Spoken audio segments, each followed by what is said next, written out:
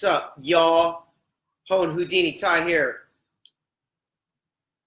eating ice cream and helping you escape your 9 to 5. In today's video, I'm going to be talking about how to retire in 2018. Because you can. Don't believe me? I will show you with math. Okay, let's get this party started. All right, you guys ready? You guys ready? I see you on there.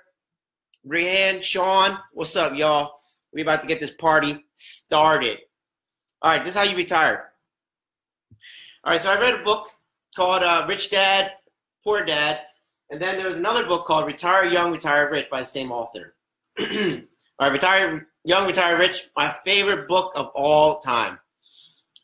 The premise of the title is that he and his wife, Robert Kiyosaki and Kim Kiyosaki, they retired young. They retired, I think he was like 48 or something like that. And then after they retired young, they retired rich. When he says that he retired young, he means that he didn't retire at 65. For some of you, 48 sounds like a lot. For other of you, like 48 is not a lot at all. But he retired years before he was 65. So by any measure of the word retirement, that's young. Okay, so he was able to retire young, and then because he retired young, he was able to retire rich because he had the time to focus on how to build his business and make money. All right, so now, how do we do that? So I always show you guys how to do this property, right? It's where you have a rental property. Imagine you rent it out for $1,000 a month.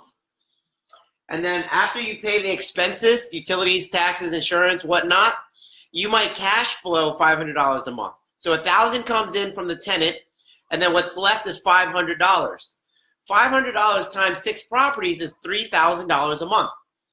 And I've done an example before where $50,000 a year in salary equals about $3,000 a month after taxes. So if you made $500 a month from each property and you had 6 of them, that's $3,000. This is just a basic example. Some examples may not cash flow as much as 500. Some may cash flow more than 500. Just as a sample, there it is. $500, 6 properties, $3,000 a month. If you were making $50,000 a year, and that was your salary, and that's what you lived on, and you were comfortable at that amount, then voila, you get 6 of those, and you make the same amount of money without doing any work. And so if you're not doing any work, then you are essentially retired. The reason people retire at the age of 65 is because that's when their passive income kicks in. Passive income is income that you get without working. The passive income you would get is Social Security. You would tap into your 401k, and typically the saying is you work for 40 years. Well, what's the saying? You work 40 hours a week for 40 years of your life, and then you retire with 40% of your income. Well, in this case, if you were making $50,000, then you'd be retiring with 100% of your income. And all that was 6 properties. So if you doubled that, if you did 12 properties, then you double that, and that means you're making $100,000 a year passively. Passively $100,000, right? That's a big difference because people can make $100,000, but they give up their whole life. And I'm not about that. I am not about giving my life up for that money. No way. I like to work smarter, and it's by acquiring these properties. But the question is, how do you do it? All right. Now, a lot of people, they think they need to find their purpose in life, right? So there was this guy, Maslow, and he created this Maslow's hierarchy of needs. This is my simplified version. He had more layers than this. I made it into 2 layers. The first layer is you satisfying your hunger. And after you satisfy that one, then and only then can you satisfy your purpose, right? There's these 2 steps.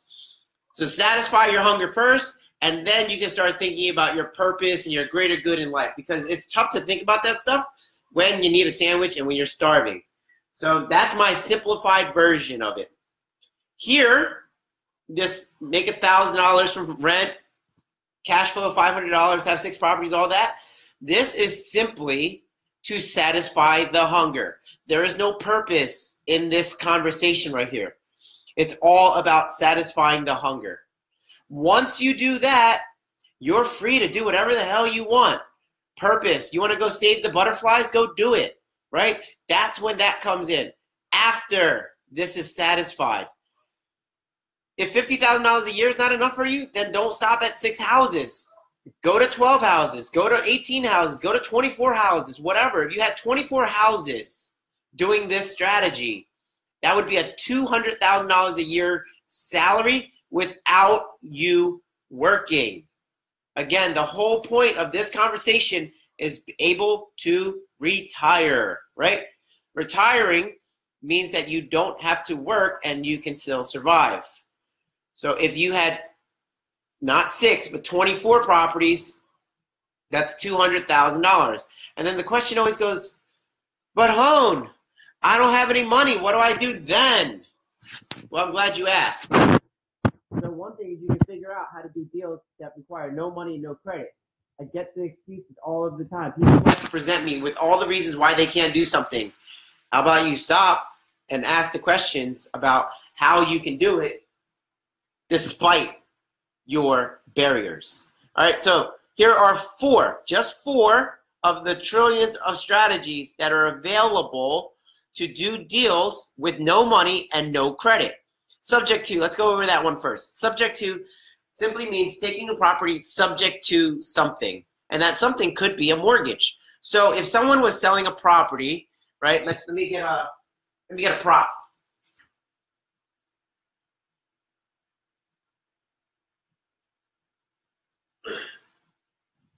Okay, back. So say Hello Kitty was selling a house, and I say, Hello Kitty, do you have a mortgage on your property? And Hello Kitty might say, yes, I have a mortgage of $100,000 on my property. And I'll ask, okay, well, how about I buy the house for what you owe on it? And she'll say, you could do that? If she had a mouth. She doesn't have a mouth. You can do that? That's crazy, right? So now, I say, yes, I can do that. I can buy your house for what you owe on it. We'll just leave the mortgage that you have already. We'll just leave it in place, and I will pay your payments. And she goes, okay, great. I'm very interested in this deal. I want to work with you, Hone, because you're such a handsome guy. And I'm going to be like, yeah, I know. So I now am responsible for paying her mortgage payment monthly. And she walks away, right? And I now have a house. She didn't ask me what my credit was. The bank didn't ask me what my credit was. I didn't have to bring any money to the table. I just took over the property subject to. Now, I might need a couple bucks for transfer cost or whatever, title insurance, blah, blah, blah, blah, blah. But I'm going to put this ice cream away. I ate too much ice cream. Now I feel crappy. So I get the property. I took over her mortgage. I pay the monthly payments. But no money came out of my pocket. I now have the property. What can I do with the property? Whatever I want, right? Because I now own the property. The mortgage is still in Hello Kitty's name, but I own the property. So I can rent it out for $1,000, pay expenses of $500, and then collect the remaining $500 as cash flow. Right? There you go. Voila. Got an asset. Okay, now, seller finance. Welcome back. Hello Kitty. Hey, Hello Kitty, do you have a mortgage on your property? No, I do not. I do not have a mortgage. Okay, great. Would you like, how much do you want for your property? Hone, I would like $60,000. All right, Hello Kitty, how about this? How about I give you $65,000? She was expecting me to lowball her, but I actually highballed her. So she asked for 60. I said, how about 65? She's like, what do you mean? Well, instead of me just giving you all the money up front, how about I pay you over time? Because you don't need the money right now, right? You just want the house gone. I'll pay you over time. It'll be an income stream for you. And over time, with all of the payments, the total will end up to be $65,000. Sound good? And she's like, you know what? Okay, you're right. I don't need the lump sum.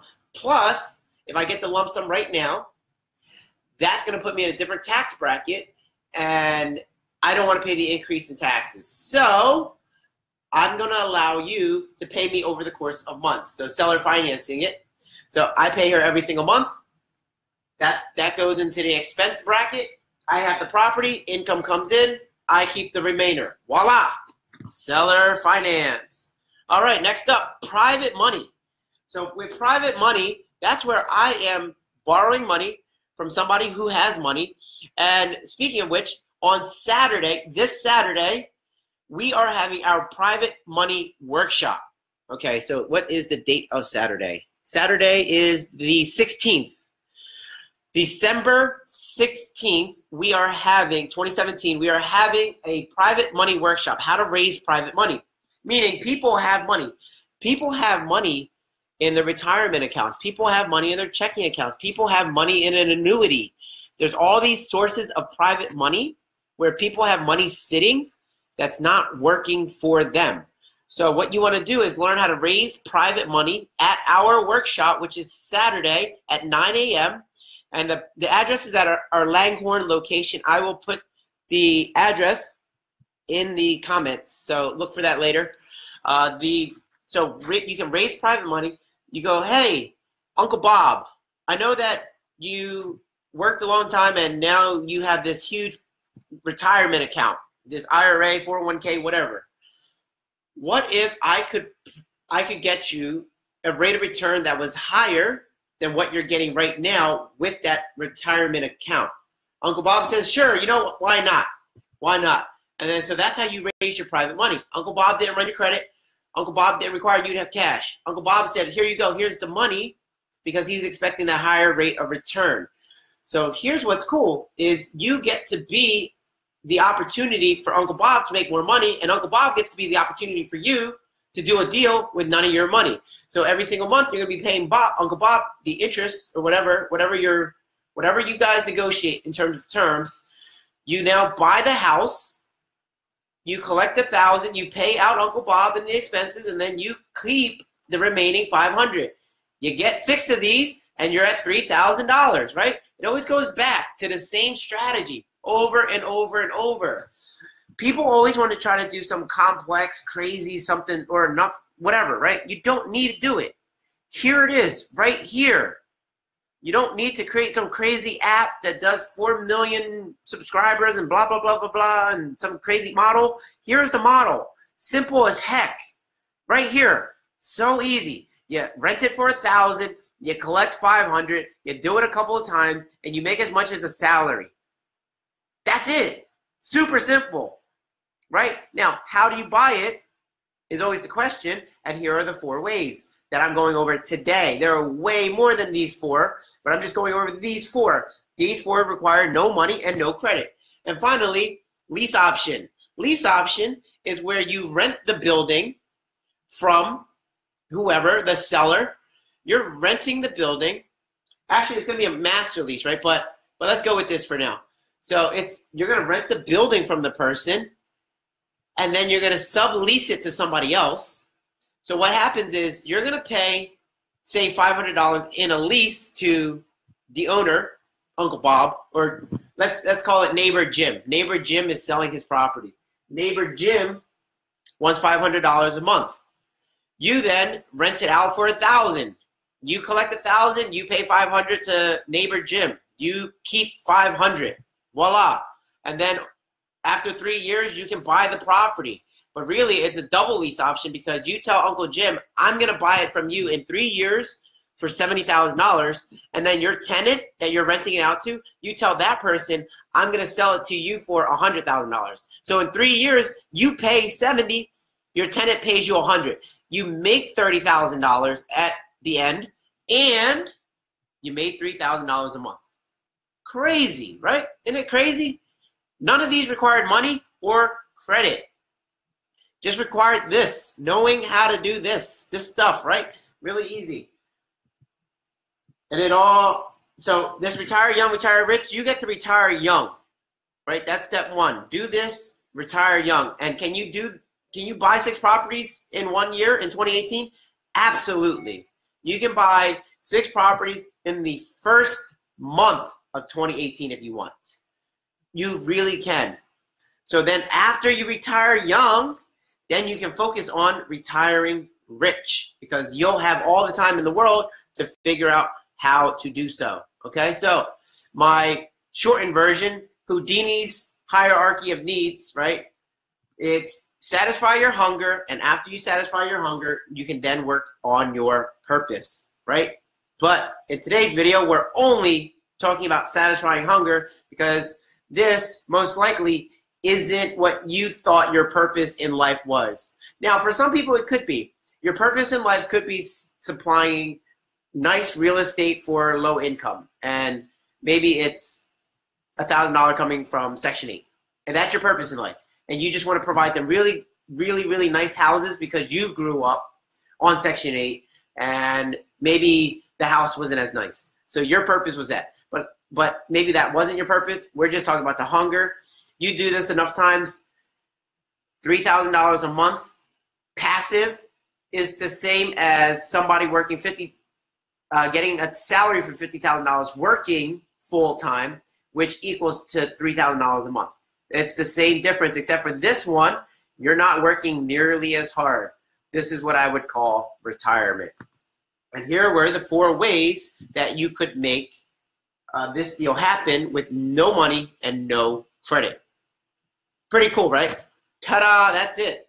That in a nutshell is retiring in 2018. It's not rocket science. It's easy. I'm not sure why people don't do it. I think it's because either, like, maybe you think it's not real, or you just don't know how to do it. You can't find the deals, maybe. I guess there's a number of reasons why people choose not to do it. Maybe they're like, I don't want to fix toilets and stuff. Think about the last time your toilet broke at like 2 a.m. because it's always that. I don't want to deal with toilets at 2 a.m. When's the last time your toilet broke at 2 a.m.? When's the last time you used your toilet at 2 a.m.? So yeah, things can happen, right?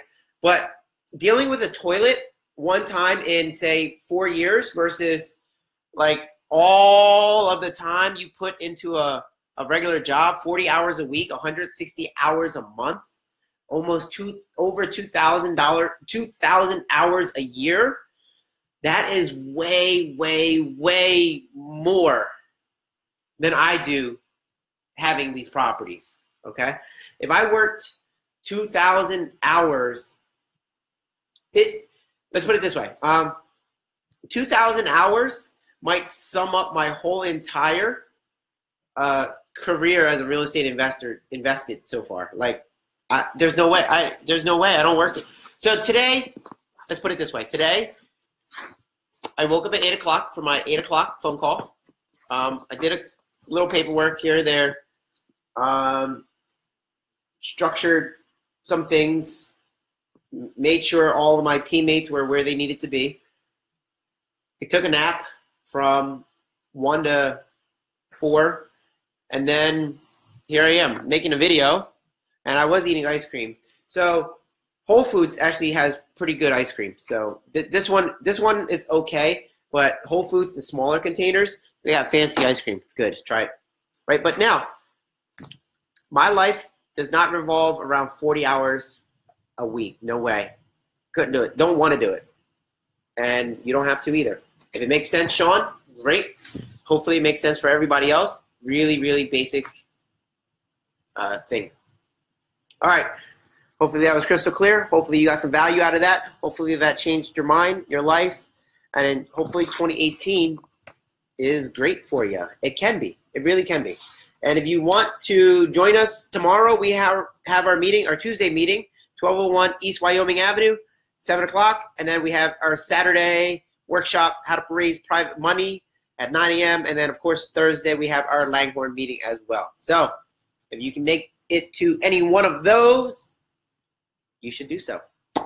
All right. Peace, y'all.